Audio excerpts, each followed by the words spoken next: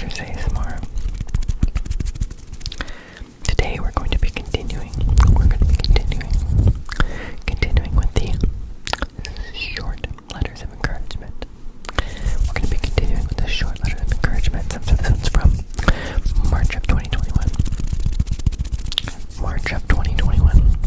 So, you'd like to try the letter. That's how it goes. These last few weeks have been pretty stressful for my wife and I at work. My wife was asked to make a long trip and to travel during the pandemic. So this is back in 2021. She was asked to travel during the pandemic. I was asked to create a plan to make some changes in a very short period of time.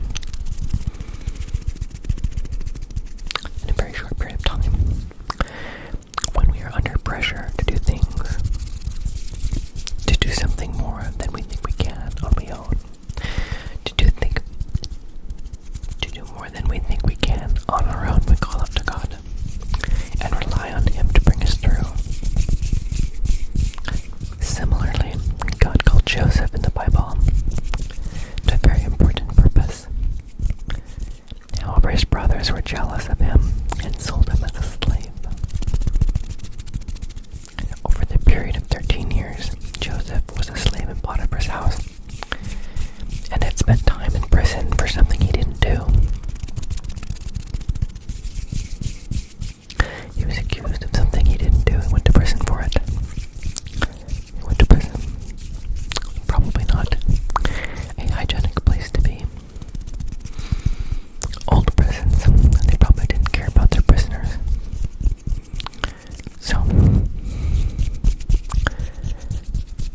he's been put into prison for something he didn't do. However, as we read in Genesis, the book of Genesis, chapter 50, verse 20. Read in Genesis, book of Genesis, chapter 50, verse 20. That God turned what was originally meant for harm for Joseph and use it for good, saving many lives.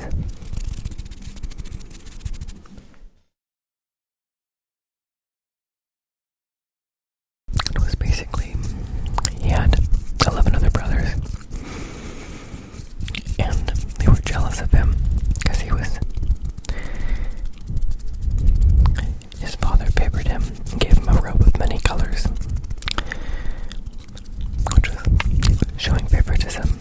He would check on his brothers who were tending the sheep and doing work out in the fields and stuff.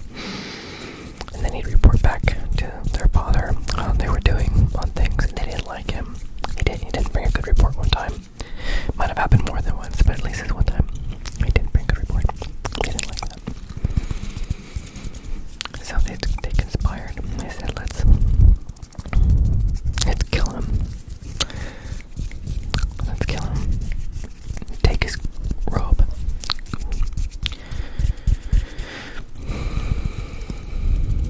We'll rip it up and make it look like he was mauled by a wild animal. So one of the brothers said he wanted to save his life, so he said, no, don't, why would you kill him? Don't do that, just sell him into slavery and make money off of it. So that's what they did. It's terrible. Definitely not an encouraging move. So, God spared his life. He was sold into slavery, went to Egypt, Potiphar's house. Potiphar's a wealthy, he might have been part of the government, not sure. Anyway, his wife, Potiphar's wife, took a liking to Joseph, unfortunately, and she tried to seduce him. He said no. He repeatedly said no. No. Not gonna do that.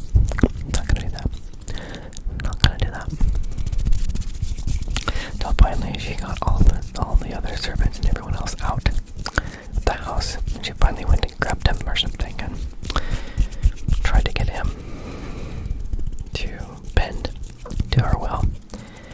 And he ran away without his jacket. So the wife went to Potiphar and said, oh look, your slave tried to of his way with me. He left this. And of course, he believes his wife, right? He has to trust his wife. So he throws Joseph in jail. He never did. He always respected Potiphar. Potiphar had made him in charge of his house, everything in the house except his wife, I think. So he was very responsible with what he was given. Anyway, he gets thrown into prison. And he's also very responsible there. I think he helps take care of the prison and stuff that's happening. Anyway, what ends up happening is, long story short, through the enablement of God, he's able to interpret a dream for Pharaoh that forecasts, foretells, prophesies 7 years of abundance and 7 years of famine. So, because he was able to do this through God, Pharaoh made him second in command of all of Egypt. And for that time, for 7 years, they stored up grain, preparing for the famine that they knew was going to be coming.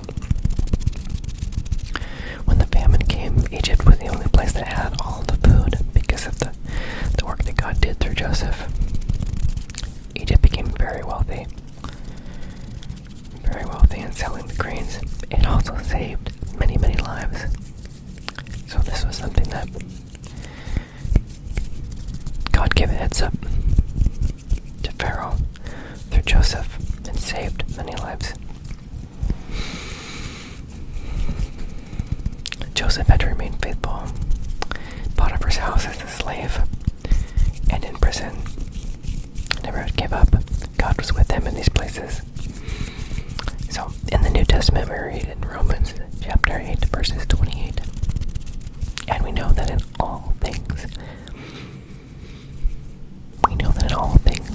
God works for the good of those who love him, who have been called according to his purpose. What has been asked of us is very small compared to what Joseph went through. However, God loves us and cares about the smallest details of our lives.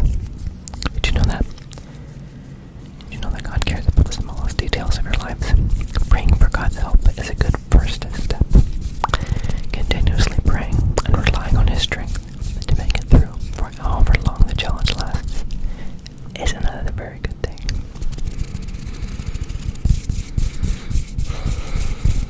God already answered my wife's prayers for protection from having to travel. Praise the Lord for that. And I am patiently waiting for how the Lord will provide for me, regardless of when or how. I know I can have peace in God because he loves me. He loves us. He loves you. We know he loves because of the sacrifice Jesus made for us by dying on the cross and raising from the dead to give life to all who believe.